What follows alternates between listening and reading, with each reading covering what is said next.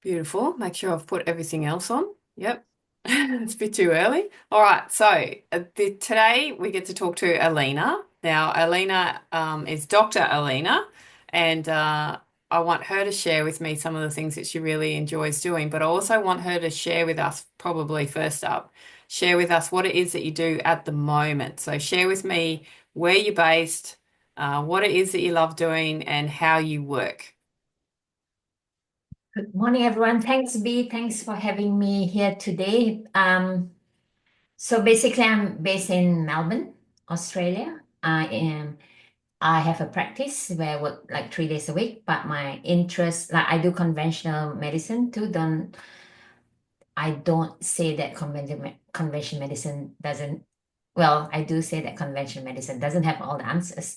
Like, if you think about if you have like a infection, if you've got a broken bone, if you don't get medications or surgery, you could die.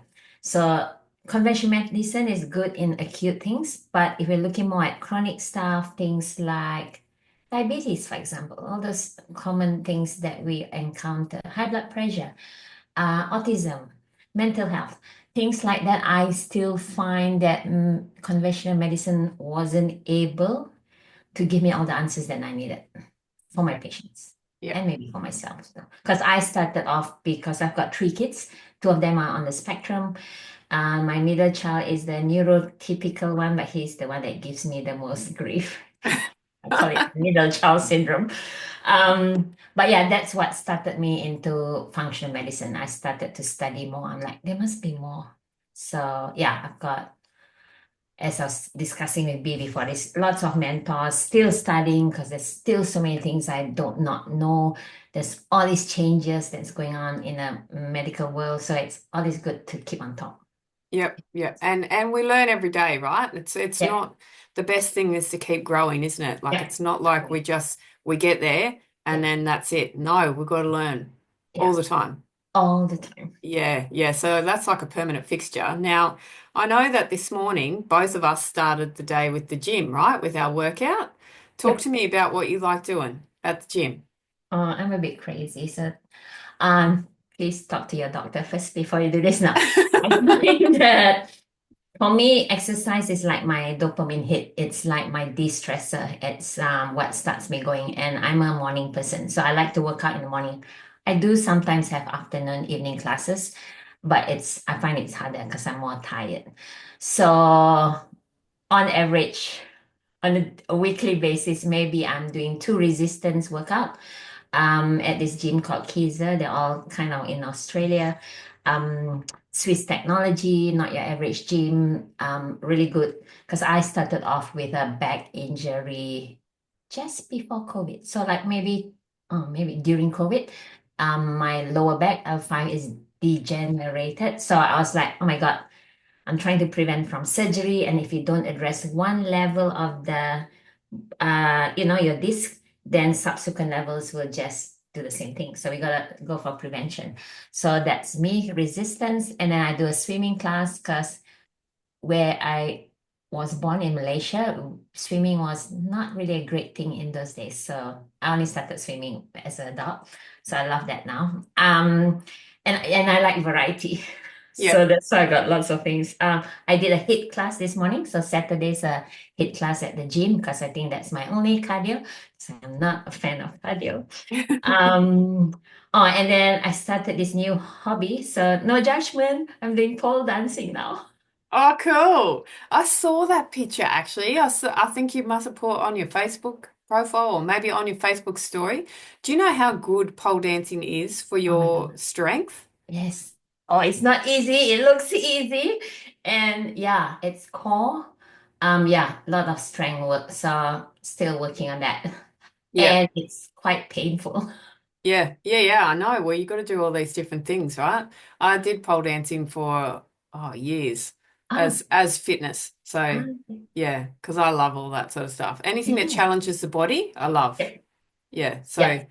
So I'm probably like one of your I might be a neurotypical kid, I don't know. But I'm like continuously pushing the boundaries. And I Yes. was the why child, you know. You tell me something, it's like, but why? Yeah. So I I understand. like variety too, so I get sick of it. I get bored. Like Yeah. if I was doing three, I was used to do like 3 days of resistance, and I got like, no, I need to find something else. So then I asked the trainer to do different machines, but then I'm like, oh, I need something else. So that's why I go for this is a new thing. And then one more is salsa. So that's what I do with my husband. Just some me time with him. We go to a salsa class on Monday nights. Oh, that's really cool. Yeah. So physical activity and exercise. Yeah, really Yeah. good. How Yeah. many people do you see in your practice, like in your normal practice, Yep. normal work? How many people do you see that they would benefit from actually moving more? I always just say, start just walking. Yeah. Like that's the easiest thing. And then everyone gets all freaked out. It's, oh my God, we can't do 10,000 steps. I say, I didn't ask you to do 10,000 steps. If you haven't been walking, start with 2,000, 4,000, and slowly build up. The main thing is start moving, Yeah. right? Yeah, because it's not just your brain. I mean, like 10 minutes into a walk, I always say if you're brisk walking, 10 minutes in, you feel so good because your endorphins start to get released, your feel good hormones, and then you're like, why didn't I do this earlier? And So, how good yeah. is walking for the lymphatic system? It's great, Oh, right? yes. Yep. Yeah. Yep. So many benefits, right? Yeah. So good. So, what do you really enjoy doing in terms of work? What do you like working with? I started off working with kids because my kids are on the spectrum. So that's how I started functional medicine, learning more about autism, mental health, ADHD. And then I kind of slightly got frustrated because, you have to address the parents, and sometimes there's certain things that the parents find it's too difficult to do for the child because the child's the innocent patient, right? So then I got frustrated. But so I still do see them. Um, but now I switch kind of to women, and these were also like moms with kids on the spectrum, right? They come with fatigue, like body aches, brain fog, the stress of managing, work, life, the kids on the spectrum, spouses. Anyway, so that's when I started shifting to more into female clients. And then thyroid came up really frequently.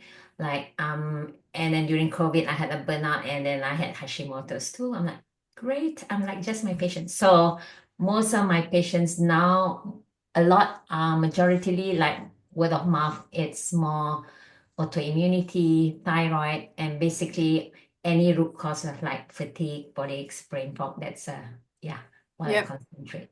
Yep. So are you, so what you've just said, are you just naturally finding your way, right? So you think, oh yeah, I'll work with the kids, and then you're finding the block or the frustration Yeah, point, and then yeah, you pivot a little bit and you go and work with something else, and now you're sort of melding into that autoimmune root yeah. cause side of things. Yep. What do you, Especially since COVID. yeah, yeah, obviously. Now, that's really important, right? Because I want people to understand that they don't have to come and see you. They can do what you and I are doing, which is talk on Zoom, right? So I'm in Western Australia, Mm, Alina's in Victoria, but we're able to get the calendars together and talk this way. So obviously online, would you say online coaching, or how do you present yourself to people? I do have like a 12-week online program. So I always say at least a commitment of 12 weeks to see the change. Yeah, And I just say, it's so hard to clone ourselves, right? I can't clone myself. I'm already like fully booked at my practice, and I find that I become like a broken record saying the same thing. Whereas online, we leverage the internet, right? You can store videos online, people can go and watch. You say it once, and then anyone can watch it many times. You can do one-to-many coaching, one-to-one still, but at any time of the day, right? Yeah, yeah. that's the leverage of the internet. And in different time zones, I always get my time zones mixed up, but I'll get there. So what lights you up? What makes you really happy on the inside? Oh, I love music. I love to make jokes because I find laughter is one of the best medicines. Spending time with family Although sometimes you can't choose your family, you can choose your friends. But yes, I love to sing to myself. But yeah, music is quite a huge thing for me. I used to play, I've got a piano, I haven't played it for a while. I should go back. I finished grade 8 in piano. So yeah. Um, yeah. Yeah. Things so quite artistic and creative expression, yeah, and joy, lots of joy and lots of happiness in there. Oh, laughter is the best medicine, right? Yeah. Because when patients see me for the first time and I make a joke and then I'm like, okay, then I have to explain to them, hey, sometimes I joke a lot. If it's not your jam, let me know. I'll be more serious. But I find that that kinds of breaks the ice, makes things like, you explain things, it's easier when you have like funny analogies. Yeah, to me, I think that's the best way to Yeah. go, but not everyone. Cool. Now, I have recently seen some of your posts that you've been putting up on social media and the work that you're doing. Um, Talk a little bit about that. So, talk to me about what you've got going on at the moment, work-wise.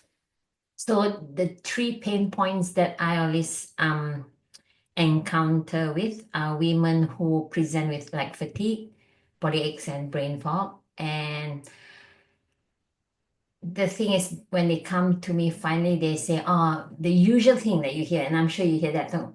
My doctor said, my bloods are normal, but I still feel like this. And then I say, okay, show me your bloods, because we, in the functional world, we interpret blood results differently, right? So I always say, like, um, show me your bloods. We can always do a free call. Already, if they're already my patient, I said, send it to me and then we'll break it down. If it's all bloods, like more than 6 months, obviously, then we do new bloods because, your blood work represents what are you at that point in time. So it's good to repeat them. And most of the time they come and it's not like complete bloods. Like I don't do every single blood test in the world, but you have to personalize it, right? Depending on how they present, what are their symptoms, what are their needs, and then go from there. So that's a huge thing. So looking at blood work and then what are the root causes of the fatigue. That's the huge thing that a lot of people think. It might not be the thyroid. A lot of people come to me with the thyroid, but then I said, go back to simple, all these things, simple things first. And most people, it's nutrient deficiencies. Yeah. Vitamin D, right? Australians, everyone's always low in D, especially Melburnians. And it's one of the easiest things to address. Yeah, how crazy is it? You know, Yeah. our sun is absolutely amazing. Let's not go down the rabbit warren of what I think stops people from absorbing the sunshine. But yeah, it's insane. Yeah. Now, do you normally work with women or you work with men as well? Like, so that brain fog and all that sort of stuff, and men have that too, don't they? And do majority I work with women like between like mid-20s to about like 60s. I'm getting older patients now, and actually they have been seeing other functional practitioners in the past, and those doctors have either retired or moved on. So I'm surprised like there have been people in the 70s that have been seeing functional doctors for years. I'm like, because functional medicine came into my world later. But yes, mostly women. I do still have men like say I see a woman and then she says, "Oh, you gotta see my husband. You gotta fix him." Like yeah. So, but mostly women. But yeah, I do have some men that because I find, yeah, it's the women that then help to push the men to do what they need to do. Yeah, yeah, yeah. Push, support. Yes. Yeah, we'll work with those two words. Talk to me a little bit about your background. Where did you come from? I was born in I'm from Malaysia. I was born in Penang. Have you been to Penang? Yes. Yeah. Oh, cool.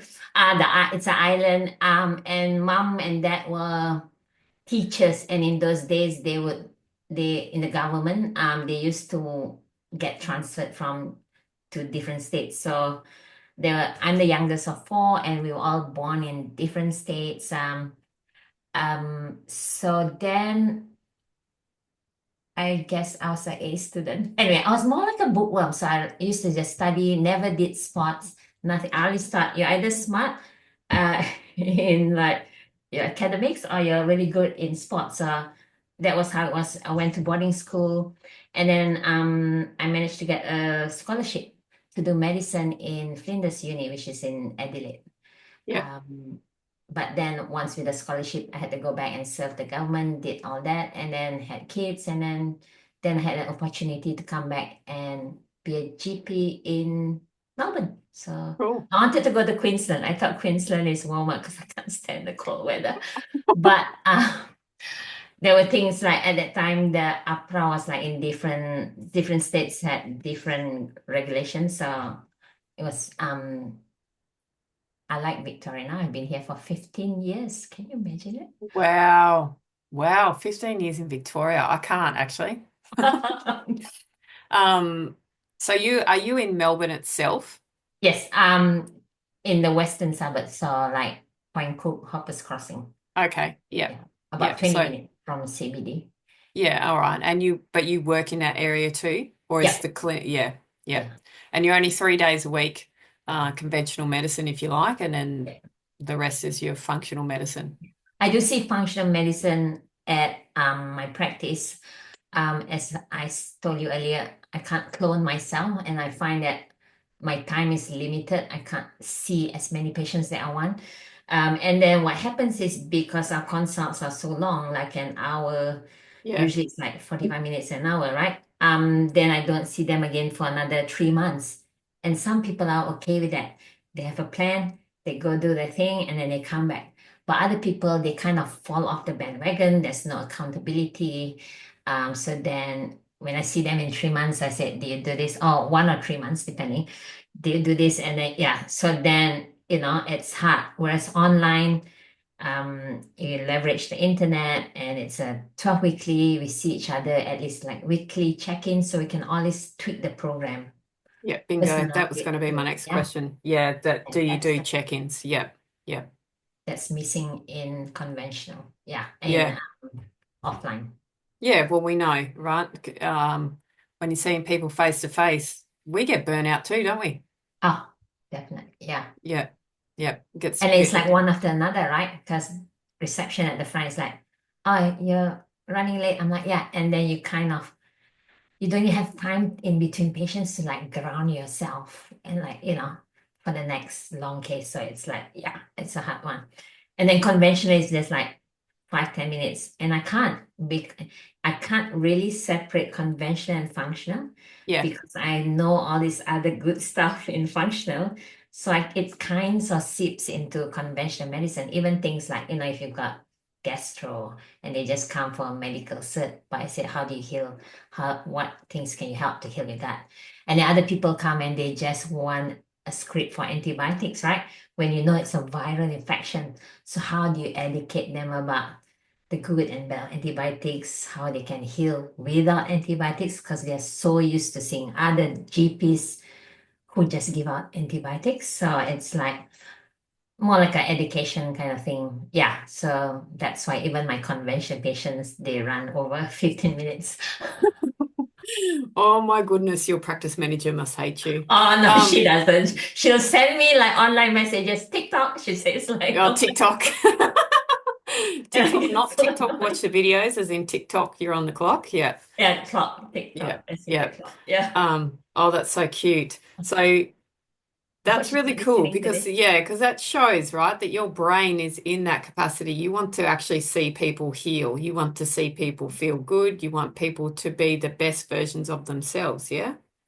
I don't know about you, but when I first started learning about functional, because I came from a conventional model, right? I would come back from training, like from conferences and stuff when I go for my training. And it was like almost like verbal diarrhea. Like someone would just come for a script for his diabetes, right? And I would start going on about lifestyle, about root causes, and then they just my script, please. So after a while, I stopped that because I found that yeah, you can't help everyone. You Yeah. just help you just can help those that want to be helped, those that want to advocate for their own health, but they know there's more. There must be more than just taking a pill for an ill. So that's why I help nowadays. Yeah, can't do it. Yeah. Yeah. It's massive. It's a massive job. because we've got a system, right, that's been Yeah. created over a period of time, and a lot of people are a part of that system because it's perceived to be free. That's the Yeah. other thing too. Ah, But it's not free, is it? Like it's paid via the Medicare system yeah. in a lot of cases. And now sometimes you have to start contributing towards it.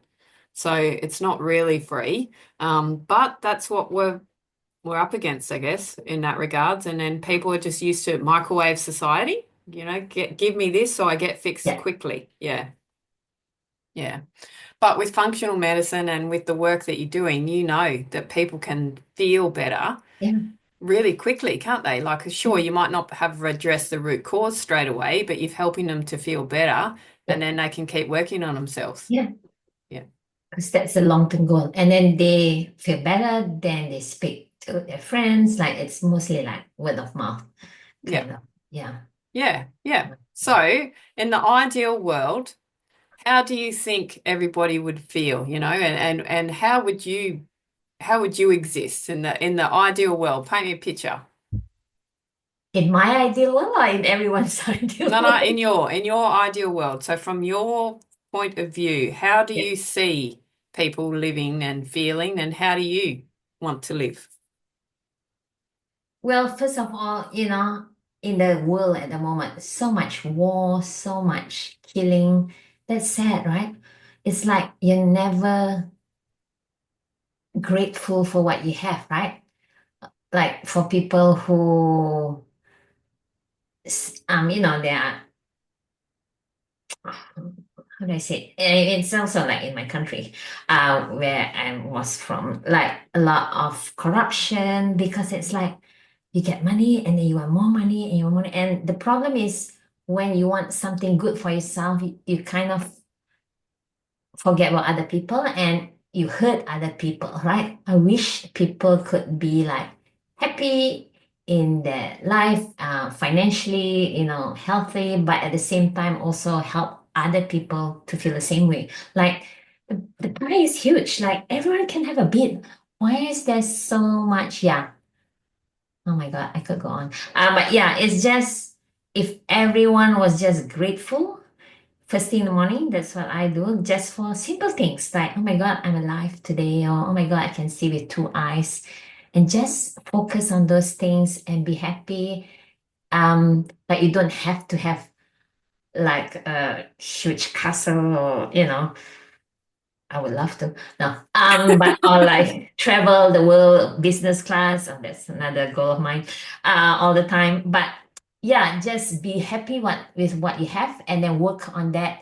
And at the same time, bring along your family, your friends, and help them too. Like that would be the ideal world. It's not gonna Yeah. happen in Yeah, it's this. perfect. Perfect. Yeah, perfect. Just add in there a little bit about people knowing how to grow their own food, and you're almost in the same ideal world as me. Um, no, that's really good.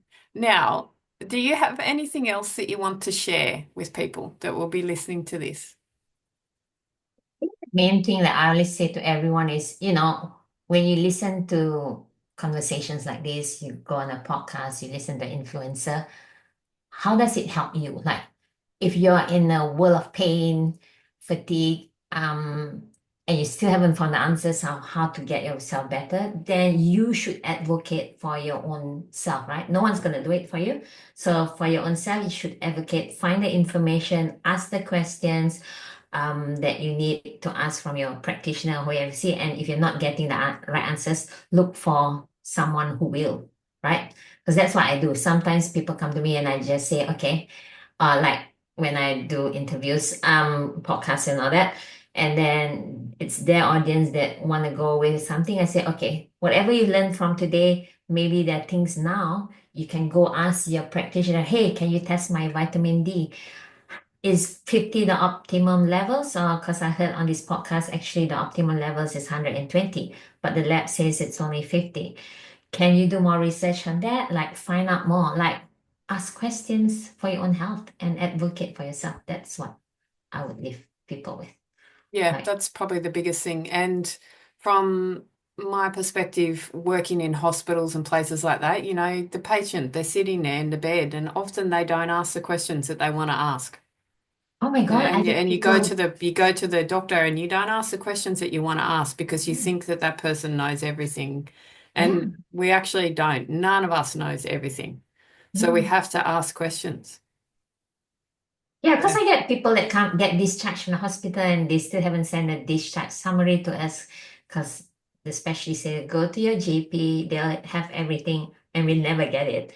And then Yeah. you ask the patient, so what was done? Why did they change this medication?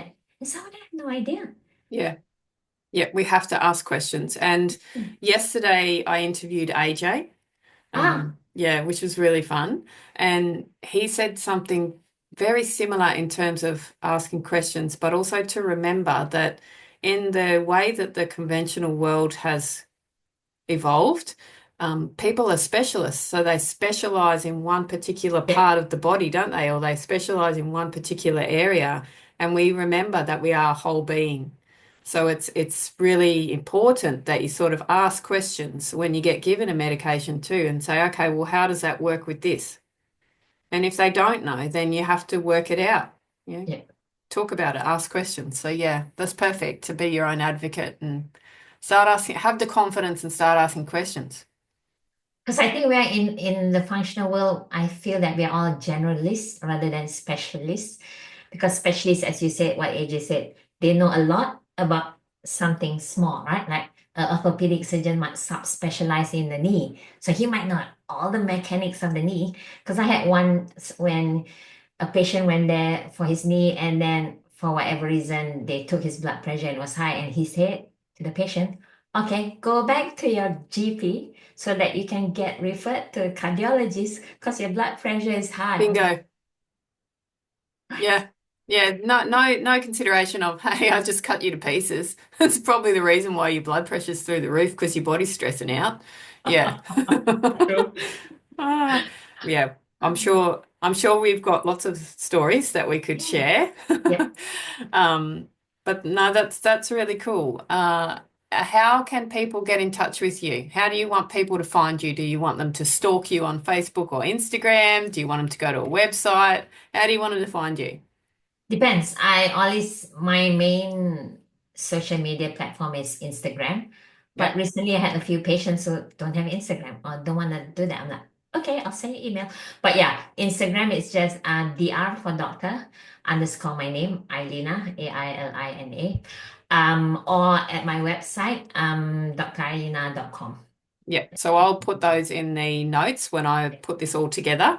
Yeah, But anyone that's listening to this, they would have heard that anyway. So Instagram and the website, so that's perfect. If people don't have social media, they don't need to go on there. They can just yeah, go to your website and talk to yeah. you that way, Yep.